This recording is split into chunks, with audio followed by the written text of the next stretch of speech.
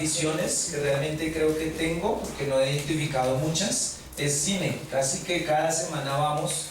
Uno de los recursos actuales que utilizan la narración, es decir, las películas, quienes hacen los guiones, es ir al inicio de cómo empezaron todas las cosas. De pronto usted ha visto películas como, no sé, Batman, El Origen, o cuando pican a Peter Parker, la araña, y ahí empezó todo. O cuando Iron Man no era Iron Man, pero fue por allá a Medio Oriente y tuvo un accidente y tuvo que ponerle el reactor, entonces ahí se originó todo. O cuando la Capitana Marvel fue expuesta a una supernova, no sé qué, ¡pum!, ahí se originó todo. ¿Me siguen? Ese es un recurso hoy por hoy muy frecuente de cómo empezaron todas las cosas. Yo quiero contarle cómo inició la iglesia y en particular Lighthouse, cómo empieza Lighthouse. Y espero tomarme, ahora sí, espero tomarme unos 2 o 3 minutos y quiero contarles. Hace como unos 15 años existía cerca en el barrio Britalia una iglesia llamada Pan de Vida. ¿Quiénes tuvieron algo que ver con Pan de Vida? Levanten su manito. Vea, la mayoría, la gran mayoría. Nosotros, mi esposa, yo mismo, mi hijo Felipe, que tenía mesecitos, semanitas de haber nacido, Paula todavía no estaba, empezamos a ir a Pan de Vida. Para hacer corta una historia larga, allá estuvimos un buen tiempo. Por X o Y situación que no viene al caso, salimos nosotros y fuimos a otra iglesia, a otro lugar, donde estuvimos como unos 7, 8 años y digamos, perdimos contacto con la mayoría de las personas de Pan de Vida. Le estoy contando la historia de Lighthouse, el génesis de Lighthouse. Y cuando estuvimos en Pan de Vida, hubo un momento donde nosotros llegamos a ser los líderes de jóvenes, pero en particular estos jóvenes eran todos adolescentes, los que nadie se aguantaba. El pastor Iván, quien era el pastor que dirigía esa iglesia en ese momento, dijo, por favor, ayúdenme porque no sé, no son grandes adultos todavía para los grupos de adultos y ya no son niños para los grupos de niños. La verdad, estamos como encartados con ellos. Hagan ustedes algo. Entonces, Melky, Ingrid, Dani, Ronnie, Diana, Maleja, todos ellos eran quinceañeros. Todos ellos tenían cualquier cantidad de conflictos y adivinen a quienes les tocaba tenerles paciencia y aguantarlos en el buen sentido de la palabra, pues a este pechito. Nosotros perdemos contacto, nos salimos, porque la verdad era digamos, lo más correcto. Si yo estoy en otro lugar, pues me enfoco en las ovejas de otro lugar. Y en este lugar que era MCA, la Misión Cristiana Adonai, donde estuvimos un muy buen tiempo, una bendición. Este tiempo también estuvimos con los jóvenes, pero nos dicen que en el barrio Bosa Naranjos, muy cerca de acá, había una iglesia que la verdad era un grupo de oración. Era un grupito de oración y nos dijeron, no, allá está todo, allá hay recursos, allá hay gente, allá hay familias, ustedes solo tienen que ir a dar continuidad.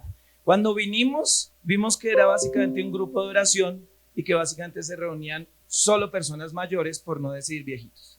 Solo personas mayores. Entonces Janet venía a la iglesia con jean roto, con pantalón normal. César venía en tenis y con un corte medio extraño que ni se sabe si es largo o corto. Y entonces empezábamos a hablarle a las personas mayores y llegaban días en que no nos entendían. El caso es que pudimos ser bíblicos, como dice la Biblia, dijimos, Señor, he terminado la obra que me diste, porque no quedó ni uno. No quedó ni uno de esos viejitos, ni uno de los 20 viejitos de las 6 o 7 familias. Pudimos decirle, Señor, he terminado la obra que diste. No quedó ninguno de esa historia al sol de hoy, no hay ninguno, no porque se hayan muerto, sino porque no hicieron afinidad con nosotros y se fueron, decidieron irse y siempre los bendijimos. Pero empezó como la ola a correrse de que César y Janet ahora eran pastores de una iglesia en Bosa. Y empezó a llegar Dani, Ingrid, Ronnie, Melky, Mayra y todos los que en algún momento eran nuestros adolescentes encartados. Ya algunos con hijos, ya algunos con barba, ya algunos con barriga, ya algunos con historia. Ahora eran adultos, ahora ya facturaban, ahora ya tenían cédula de ciudadanía y empezaron a llegar. La mayoría, por no decir todos, no se estaban congregando en ningún lado y todos empezaron a meterse bajo la sombrilla que en ese momento se llamaba MCA. Básicamente estuvimos como 5 años, MCA Bosa, correcto, MCA Bosa. Estuvimos 5 años así como MCA y hace más o menos unos 2 o 3 años, 2 años largos antes de la pandemia, Dios nos dice, nos direcciona, dice, es hora de salir, es hora de buscar otra cobertura y ahora se llamarán Lighthouse. Se llamarán Lighthouse y Lighthouse es casa de luz, es faro básicamente. Ustedes están llamados a ser faro para las naciones. Conclusión, así nació esta iglesia. De hecho, vino una crisis y era que no había pastor para Voz a Naranjos y Janet y César por su propia iniciativa nunca hubieran dicho, ay, yo quiero ser pastor, mándeme a mí. Nos lanzan, la situación, la crisis catapultó para que Janet y César dijeran el sí. El caso y la conclusión es que Dios tiene un propósito superior en todas las cosas. Dios ya había, por allá en los años 2000 algo, Él ya sabía que en algún momento todos nos íbamos a volver a juntar en una iglesia llamada Lighthouse y que todo lo que sembramos con lágrimas, con estos adolescentes que ni ellos mismos se aguantaban, hoy día son nuestro anillo de seguridad. Hoy en día son, por no decir todos, o la gran mayoría de lo que llamamos servidores, núcleo, colaboradores de este lugar. Esos descartados, despreciados, flacos, ojerosos, cansados, endeudados, como David, esa iglesia no debía haberse llamado Pan de Vida, sino la cueva de Adulam, donde llegaban como David, los endeudados, todo eso.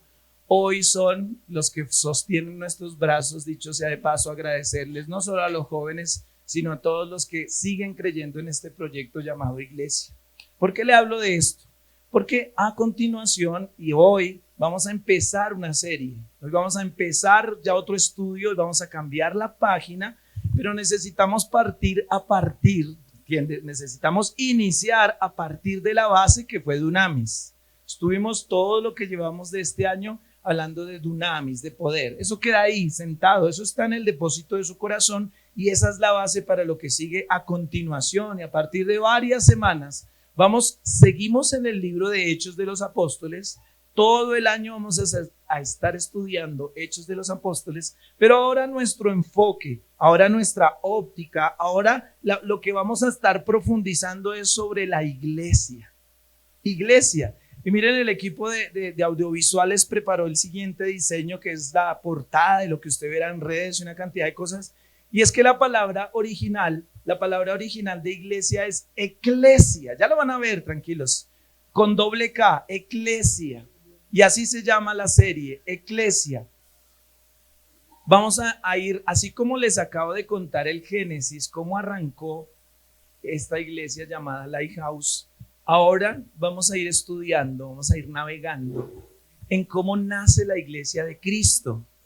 Atención, vamos a ir en el libro de Hechos, hoy en particular, pero vamos a estar navegando muchas semanas en cómo se originó la iglesia, qué pensó Dios, qué pensó Jesús, qué tarea tiene el Espíritu Santo a estar acompañando a la iglesia. Nos vamos a dar cuenta que la iglesia es mucho más que un edificio, mucho más que el pastor tenga una camioneta o vista de corbata o no use lo tradicional. Más allá de todo eso, vamos a estar estudiando qué es la iglesia, cuál es el fundamento de la iglesia, cómo somos beneficiados los unos y los otros de la iglesia. Entonces, mire, ahí está, devuélvete un segundito, no es un error de ortografía, está bien.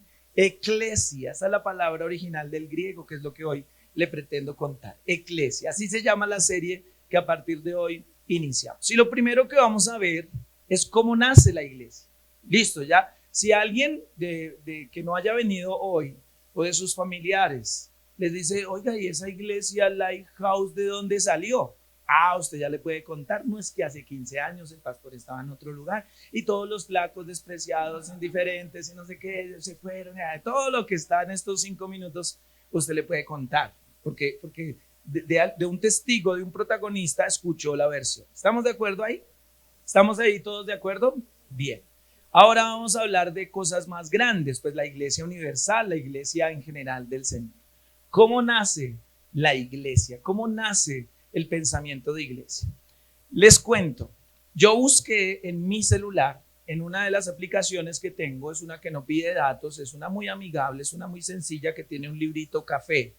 De pronto alguien la busca, es más, se las voy a mostrar. Mira, es este botoncito que dice Santa Biblia ahí y es este ambiente, es esta plataforma, es esta. Hay muchas, ¿no? Ojalá usted tenga la Biblia en el celular. Me puse a la tarea de buscar iglesia en el celular, porque estas aplicaciones ya traen eso que se llama concordancia, es decir, dónde aparece esa palabra en toda la Biblia. Y si usted lo hace, lo quiere hacer después, puede ratificar esto, pero yo lo hice en mi celular y digité iglesia. Y el término iglesia aparece, creo que también nos va a soportar ahí la imagen. El término iglesia, miren este cuadrito, el término iglesia, la palabra iglesia en la aplicación del celular que nos ayuda a buscar, aparece 0 veces en el Antiguo Testamento. ¿Cuántas veces aparece? 0 pollito nada. 0 veces en el Antiguo Testamento. Pero en el Nuevo aparece ¿cuántas veces? 105 veces. O sea, en 105 oportunidades, en 105 textos, dice iglesia. Bien, ¿estamos? ¿Por qué esto? El siguiente reglón es que hice la tarea en mi celular, como la puede hacer cualquiera, incluso en Google, y usted, si escribe tabernáculo de reunión, en el Antiguo Testamento aparece ¿cuántas veces? 133 veces aparece tabernáculo de reunión, y en el Nuevo Testamento ¿cuántas veces? 0 veces. Entonces, más allá de ser impactantes los datos, porque les traje esto y es porque, atención, el concepto de iglesia como organismo vivo era completamente desconocido para el Antiguo Testamento. O sea, Moisés, David, Abraham, Isaac, Jacob, Esther, Ruth, Noemí, Débora, todos los de la mitad de su Biblia hacia atrás, ninguno conocía el concepto de iglesia. Entonces yo me puse a pensar, es como si a mi abuelita Mercedes, alma bendita, quien ya falleció, la abuelita Mercedes, la mamá de mi mamá, todavía estuviera viva y yo le hablara de TikTok. Ella va a decir, mijo, TikTok, el del reloj. No, abuelita, ese es tic-tac. Ah, tic-tac, los dulces. No, abuelita, ese es el otro tic-tac. Les voy a hablar de TikTok. ¿Qué? TikTok, la red social. ¿La qué? Red social, social network. A ver, abuelita, como Facebook. ¿Qué? Ay, abuelita, como el Instagram. ¿Insta qué? Me estoy explicando. Mi abuelita, que hoy en día tendría casi 100 años, hoy ya no vive, ella no tiene el concepto de lo que es red social porque no tiene el concepto ni siquiera de lo que es internet. Ella me diría, ¿intra qué? ¿Inter qué? Por eso hoy día muchos de sus nietos tienen conflicto con la abuelita, porque la abuelita está en otro idioma y a veces el chico le dice, abuelita, prende el Netflix y abre el streaming y en el algoritmo que yo tengo guardado reproduce tu serie. Yo mejor veo el IF. Porque son 2 idiomas diferentes, ¿verdad que sí? ¿Cuál es el punto? Atención. Todos los del Antiguo Testamento no conocían la palabra iglesia. Miren, aquí hay una demostración casi que cuantificativa, o sea, científica de lo que es. No lo conocían, no sabían qué era la iglesia, no sabían qué era el término de iglesia. Por eso es tan importante que nosotros que estamos empezando una serie, regálenme su atención, nosotros que estamos empezando una serie, volvamos al origen, como lo que le dije de las películas. Cuando usted entiende el origen de cómo la Capitana Marvel recibió sus poderes, de cómo Peter Parker fue picado por la serpiente, iba a decir, por la araña, pues usted entiende de dónde viene todo eso. Entonces, si vamos al origen de qué pensó Dios cuando pensó en iglesia, vamos a poder parecernos más al diseño original de lo que debe ser la iglesia en estos tiempos. ¿Le parece correcto? ¿Le parece lógico que lo hagamos de esa forma? Si no, igual lo vamos a hacer porque son mis notas las que vamos a estar manejando. Nada, mentiras. El Señor Dios Todopoderoso, dice la Biblia, que nos predestinó, atención, para ser adoptados hijos suyos por medio de Jesucristo, según el puro afecto de su voluntad, para alabanza de la gloria de su gracia. Eso no está ahí en la pantalla. Con la cual nos hizo aceptos en el amado. Le leí Efesios 1:4. Lo que le estoy diciendo es que la Biblia dice que desde antes de que Dios fundara el mundo, es decir, antes de la primera hoja de su Biblia, que es Génesis 1:1, en el principio creó Dios, no, ¿qué dice? Yo no me lo sé. No especulemos. En el principio creó Dios los cielos y la tierra. Eso es Génesis 1:1. Atención. Antes de la primera hoja de la Biblia, Dios ya había pensado en el concepto iglesia como mecanismo de salvación para los últimos tiempos para la humanidad. Es decir, que la última hoja de la Biblia, Apocalipsis capítulo 22, la gracia de nuestro Señor Jesucristo sea con todos vosotros. Amén.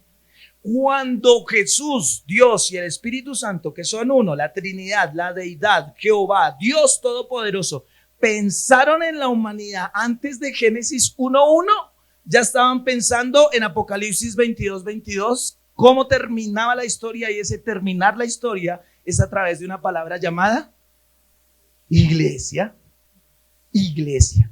Pero todavía no podían soltarle la bomba, todavía no podían explicarle el concepto, porque su plan, ¿cuántos creen que Dios tiene planes?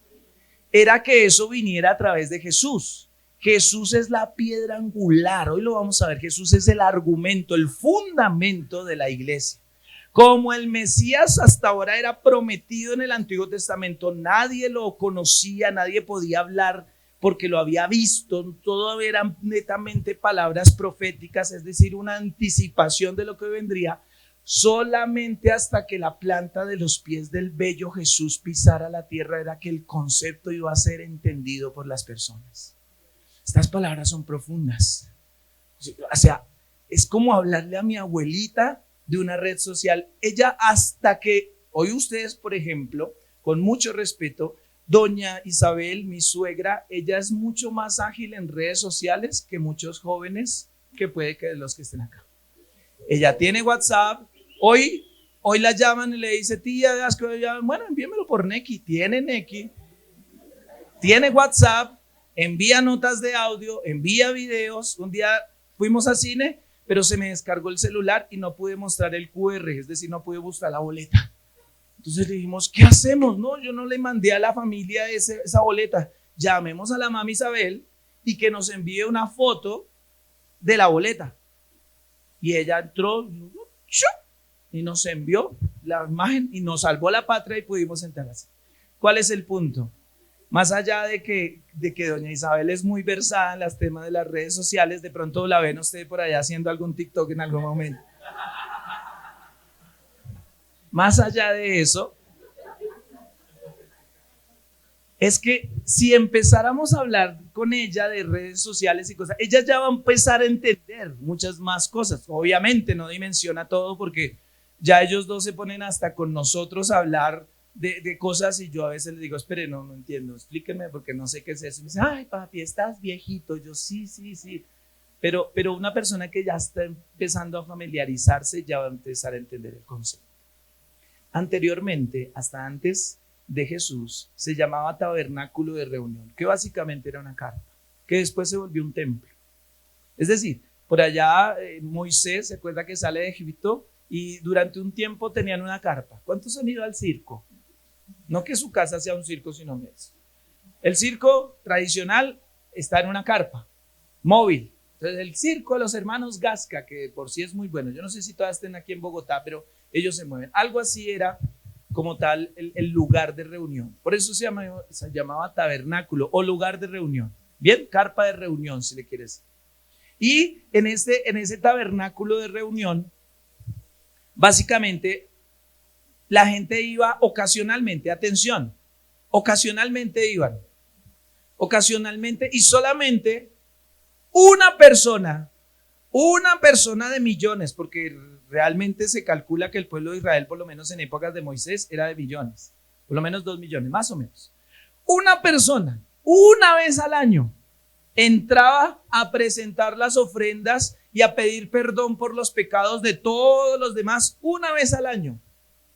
Aún los judíos, esa fiesta todavía la celebran, pero no me voy a complicar con eso. Pero el punto es, una persona entraba una vez al año a traer una ofrenda, un sacrificio, una oración por los pecados de todo el mundo. Dice la Biblia o dicen los estudios que incluso esa persona, si no estaba completamente pura, inmaculada en su vestido y sobre todo en su corazón, esa persona podía quedar muerta dentro del tabernáculo, dentro de la presencia de Dios. Tanto así que a esta persona le amarraban un arnés, una piola, una pita, una cuerda y entonces unas campanitas. Y esa persona caminaba y las campanitas sonaban. Y cuando iba a salir, si todavía sonaban las campanitas, Dios recibió el sacrificio y tenemos perdón de nuestros pecados durante un año.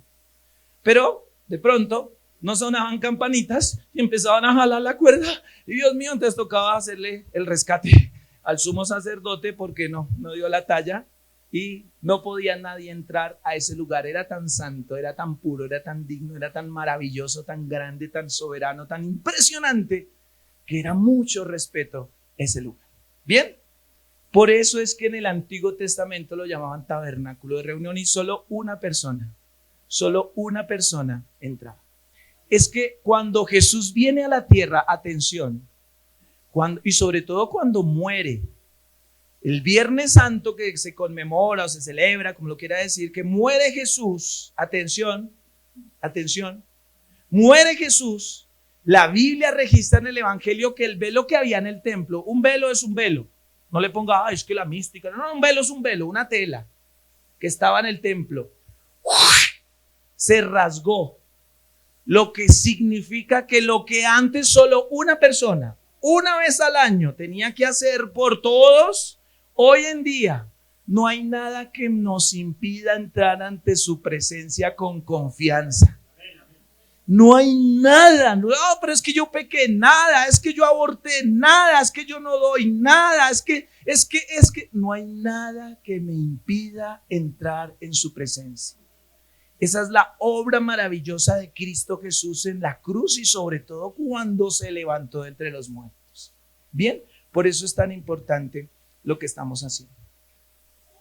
Vaya conmigo.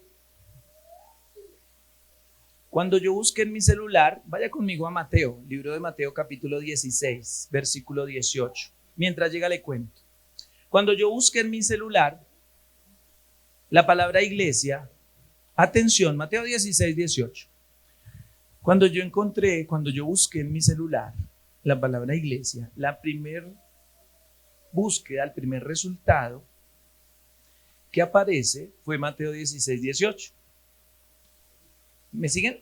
Es decir, si usted lo busca, la primera vez que aparece la palabra iglesia en su Biblia es en Mateo 16, 18. Necesito que me presten mucha atención porque este es el fundamento de lo que viene. La primera vez que aparece la palabra iglesia en la Biblia es lo que vamos a estudiar hoy. ¿Por qué hoy estudiar eso? Pues porque este cavernícola pensador dijo, César, debe haber algo importante puesto por Dios en la Biblia al nombrar la primera vez iglesia. Entonces tenemos que ir para entender la serie Eclesia, ¿qué pasó la primera vez que se habló de iglesia? Bien, dicho esto, Jesús hace una encuesta y es el contexto. Vamos a estudiar un poquito Mateo 16, 18. Jesús hace una encuesta, una pregunta, dice, oiga, ¿qué dice la gente que soy yo? Entonces, nos dicen, tú eres Juan el Bautista, porque ya había muerto. No, tú eres Elías. No, tú eres un gran profeta. Dice, bueno, ¿y ustedes qué dicen que soy yo? El pasaje muy conocido, muy hablado aquí también. Y sale Pedro, Simón, el pescador de hombres, en el que quienes ven la serie Chosen, Pedro ahí es muy similar seguramente a lo que dice la Biblia, impulsivo, hasta musculoso, tiene los brazos parecidos a los míos. Es más, me voy a hacer así igualitico. Es Pedro, el hombre Pedro, un ser humano. Mire lo que dice Pedro, creo que va a estar así, usted lo tiene ahí en la pantalla. Ante esa incertidumbre, porque unos no sabían si era Jesús o si era Juan el Bautista o si era Elías, ante esa no saber, como el Dios no conocido, lo que nos hablaba Melqui hace 15 días, ante esa incertidumbre sale Pedro con lo siguiente, atención. Respondiendo Simón Pedro dijo, tú eres el Cristo, el Hijo del Dios viviente. Entonces le respondió Jesús, bienaventurado eres, Simón, hijo de Jonás, porque no te lo reveló carne ni sangre, sino mi Padre que está en los cielos. Y yo también te digo que tú eres Pedro, y sobre esta roca edificaré mi iglesia, y las puertas del Hades no prevalecerán contra ella. Y se lo puse ahí en las notas. Donde dice iglesia, la palabra original es eclesia. Entonces, la escena es muy sencilla. Dice, bueno, ¿y quién soy yo para ustedes? Pues tú eres el Cristo. Tú eres el Hijo del Dios viviente, dijo Pedro. Y Pedro, con todas sus características, para que diga eso, Jesús dice, buena chino, eso es. Y como usted dijo eso, yo digo que usted, y ahorita lo vamos a entender, lo que usted dijo, la declaración que usted dio se convertirá en el fundamento para el diseño original de lo que yo pensé para el mundo, y es la iglesia. ¿Por qué Pedro fue bienaventurado en lo que acabamos de leer? Él, en otras palabras, dijo, tú eres el Cristo. Cristo significa ungido, el Hijo de Dios. Este mismo Pedro en algún otro momento también hizo una intervención muy especial cuando se estaban yendo los discípulos porque la palabra era muy dura y Jesús les dice, ¿ustedes también se van a ir? ¿No aguantan? Y Pedro sale y le dice, Señor, ¿a quién iremos? Si solo tú tienes palabras de vida eterna. Mire que Pedro, el impulsivo, el quitaorejas, el pescador, ya estaba empezando a ser procesado. Dijo, Señor, ¿pero para dónde voy? Si solo tú tienes palabras de vida eterna. Ese mismo Pedro fue el que dijo, tú eres el Cristo, el Hijo del Dios viviente. ¿Cuántos vieron o han visto la trilogía Matrix? Poquitos. Bueno, me preocupa. Le cuento. Matrix es una película de los años 90. No, justo salió en el año 99, pero revolucionó. Es que si me ponen a hablar de cine me extiendo mucho. La historia es que hay un personaje llamado el señor Anderson, que en la saga es Neo, un muchacho de gafas así, vestido de negro, cualquier parecido con la realidad es pura coincidencia. Y básicamente usted se va a acordar de la película porque le disparan como 500 veces y él hace un movimiento así y se acuesta y las balas pasan por un lado y no lo tocan. ¿Sí? ¿Eso sí se acuerdan? Ah, muy bien, muy bien. El punto es que Neo es el elegido por una profecía. Y Morfeo, que es un personaje, es el único que cree que Neo es el elegido. Y cuando Neo es procesado, lo desconectan de la Matrix y Neo gana y vence a las máquinas. Morfeo se para y dice, él era el elegido. Y hay un muchacho, una escena que nunca voy a olvidar, un jovencito, se para ante una multitud, creación, la ciudad redimida, y dice, Neo ha vencido. En otras palabras, que ruja el león, que la tierra se estremezca ante la majestad de Jesús. Me quedo sin voz, pero es que ese es el punto. Lo que pasa es que igual, Jesús es como Neo. No estoy diciendo Jesús es Neo porque me van a apedrear, no. Es una figura literaria llamada símil o comparación. Jesús es como Neo, el elegido. Morfeo, que era el que creía en él, es como Pedro, el que entendió que Jesús era la palabra de vida eterna, el que entendió que Jesús era el ungido, que Jesús era el Cristo. Lo mismo, cuando Jesús ve que Pedro hace tamaño de confesión, un Pedro impulsivo, un Pedro religioso, que eso lo vamos a ver más adelante en otro capítulo. Pedro diciendo eso es como decir que, no sé, una persona bien loca, bien, no sé, David Steven, de otra iglesia, de otro lugar, no sé, por decir algo, que un David Steven de otra iglesia, de otro lugar diga, pastor, vamos a orar y ayunar porque esto sale con oración y ayuno. ¿Qué pasa? Que hermano, ore por mí, fírmeme la Biblia, milagros, señales, prodigios, dunamis. Con todo respeto, con mucho cariño. Pero es algo que no está acostumbrado que ocurra. Eso pasó. Pedro, en vez de querer tumbar orejas y derrocar el imperio romano, dice, Señor, tú eres el Cristo. Tú eres el ungido. y tú eres el Hijo del Dios viviente. En ese momento a Cristo lo estaban trabajando para matarlo porque él decía que era el Hijo de Dios.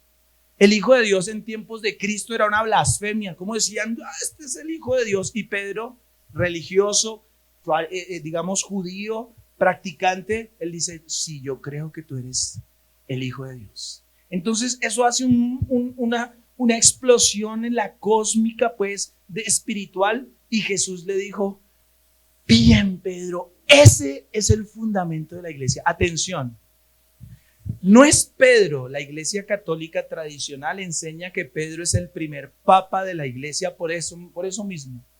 Pero no es Pedro. De hecho, una figura de la iglesia católica universal fuerte es la tumba de Pedro. Y ahí está edificada una gran catedral. Pero mis hermanos, no es Pedro. Es lo que él dijo. Es la confesión que él dijo, tú eres el Cristo, el Hijo de Dios. Lo que le quiero decir es que la iglesia, atención, para su Twitter, que ya no es Twitter sino X, abuelita, entiéndelo.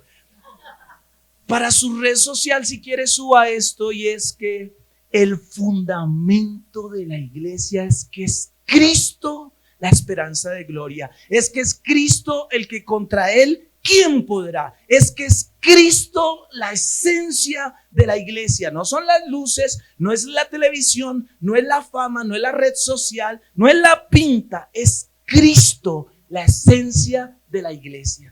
No hay otro fundamento. No es el pastor X, el apóstol Y, el profeta Z, la banda Y. No. Esos accesorios es secundario. El fundamento, el pilar de la iglesia es Cristo.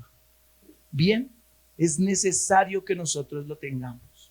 Pedro fue el primero en entender el concepto de Dios de iglesia. Impresionante. Pedro, entiéndase, judío, fue el primer ser humano que quedó registrado, que por fin entendió, ¡pum!, como quien desconectaban de la Matrix. Iglesia es Cristo. Buena, Pedro. Yo creo que Jesús hizo. Buena, Pedro. Bien.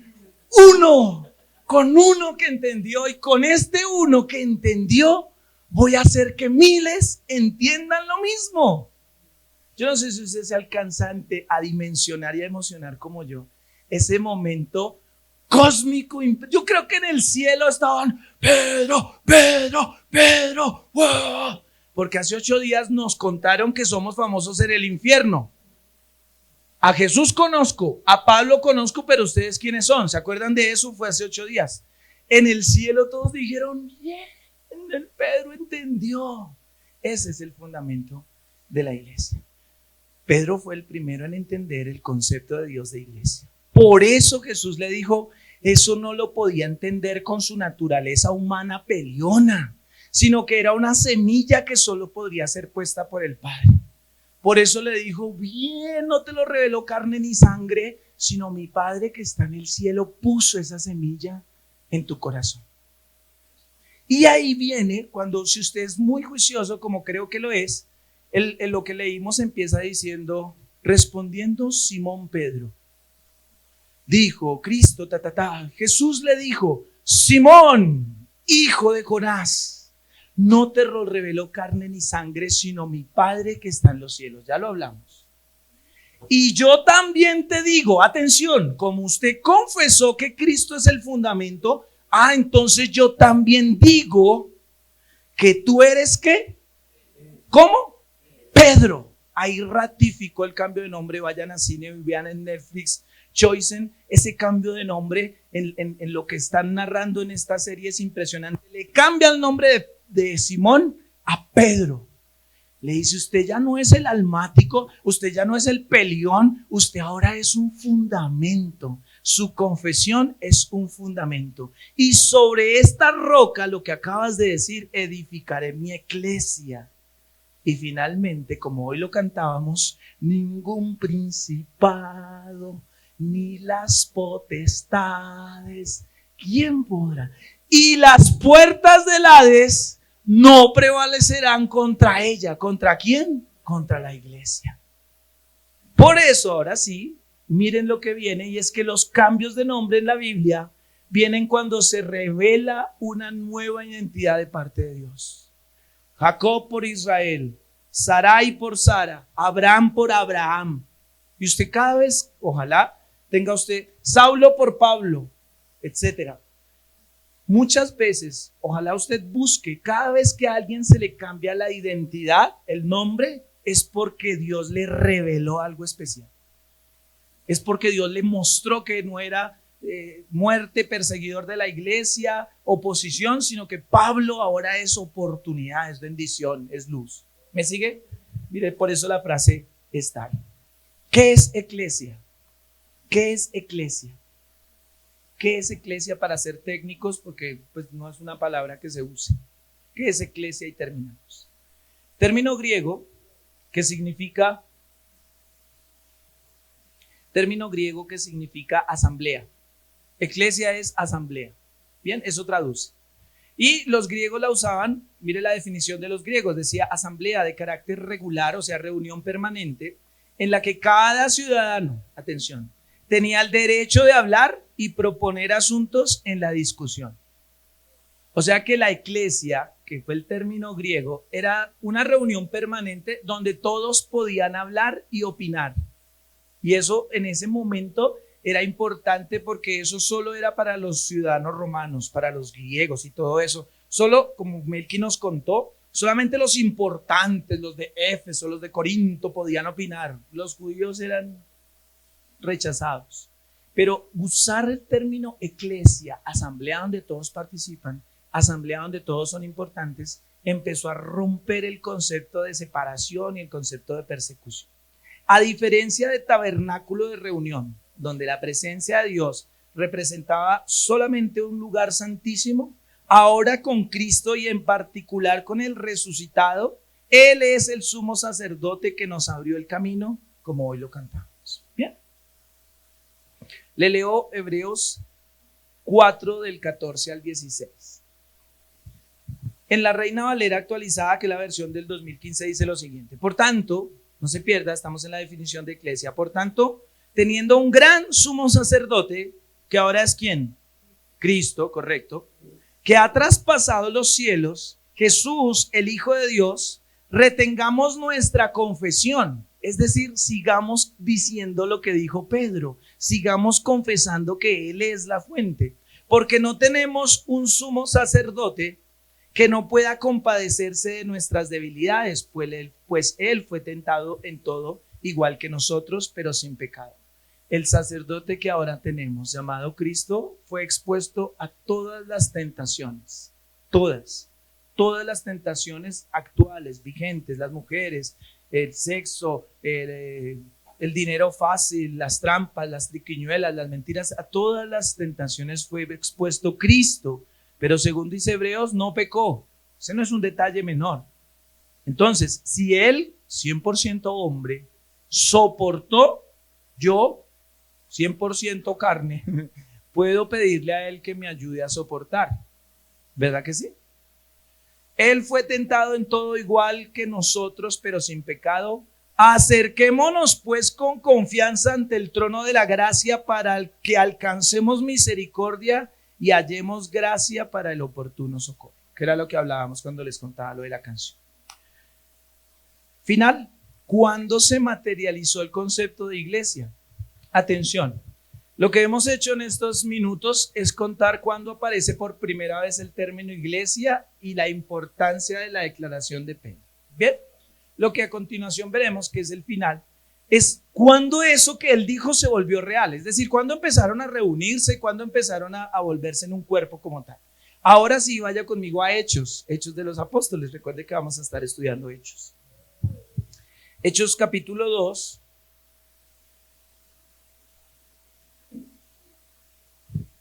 Y si usted es perspicaz, diría, uy, pero terminamos hace 8 días predicando de Hechos 19 y ahora nos vamos a devolver a Hechos 2. Justamente, por eso vamos a estar navegando en Hechos.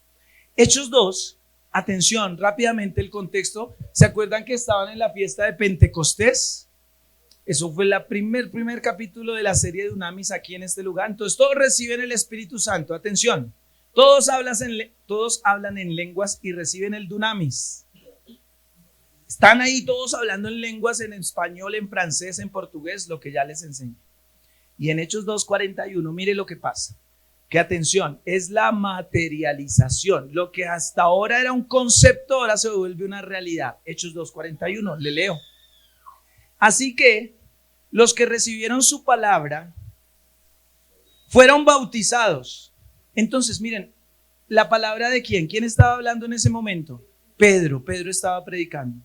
No fue casualidad que haya sido Pedro el primero en predicar de ser testigos del poder de Dios.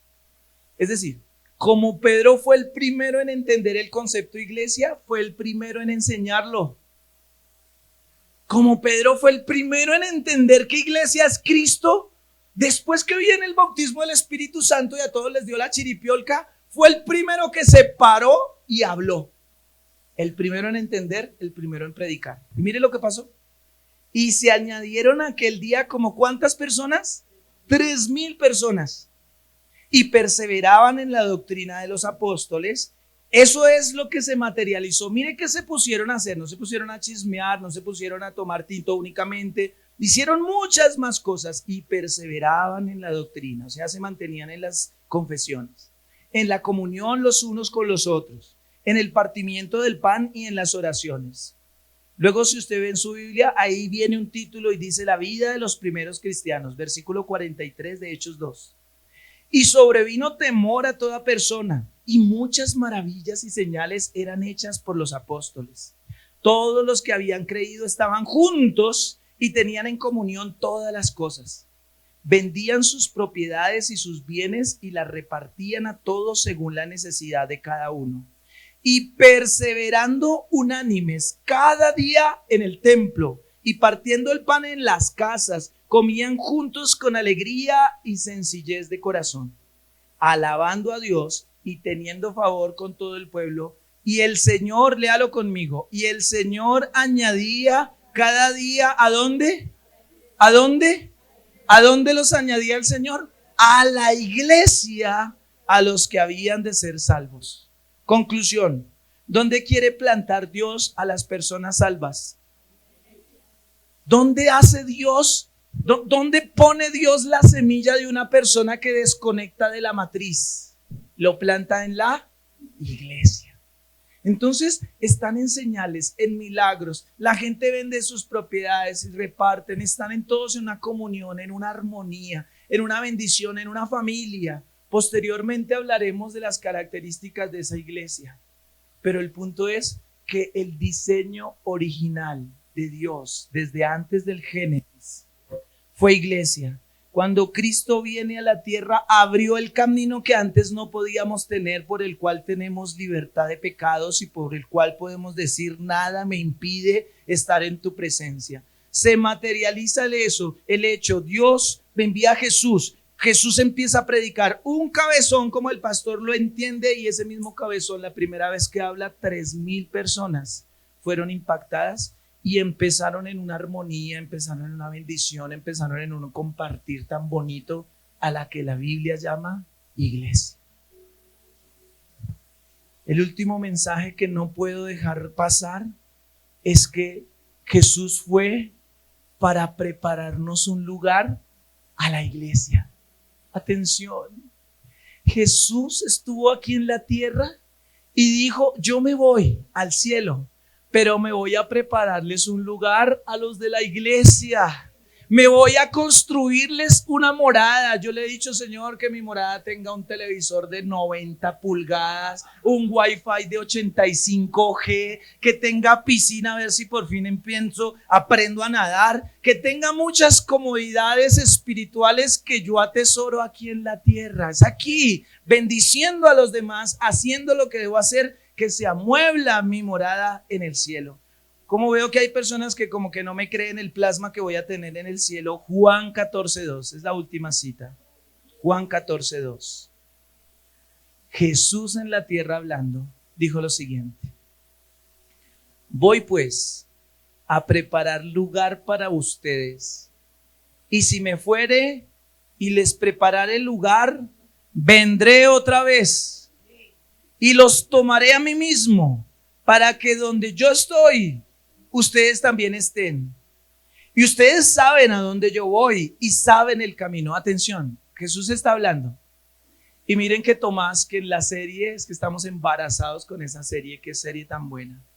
Tomás le dice, Tomás, el que no creyó en Jesús cuando resucitó, el que dijo, hasta que yo no meta el dedo en la llaga, no creo. Y Jesús le dice, venga, meta el dedo. Tomás, mire lo que le dice, Señor, no sabemos ni dónde se la pasa, no sabemos ni dónde vas, pues ¿cómo pues sabremos cuál es el camino?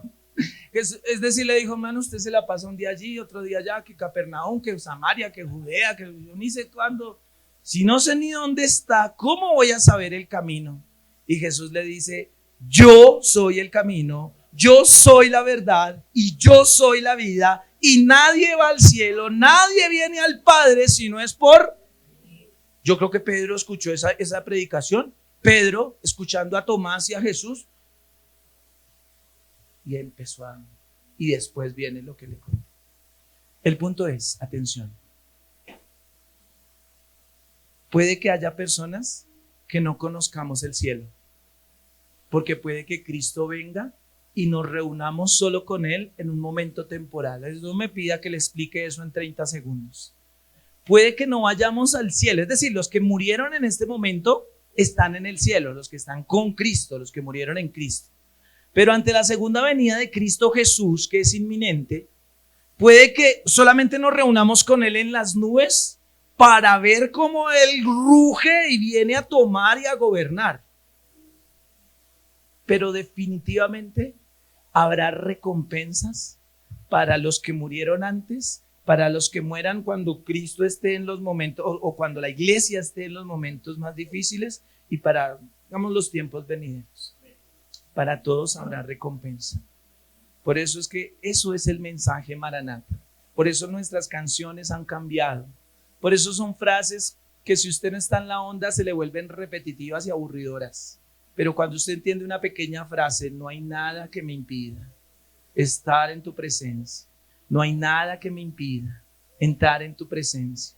El velo se rasgó. No hay nada que me... Entonces usted se mete en un ecosistema bien diferente, donde las verdades del Señor, como a Pedro, le son reveladas.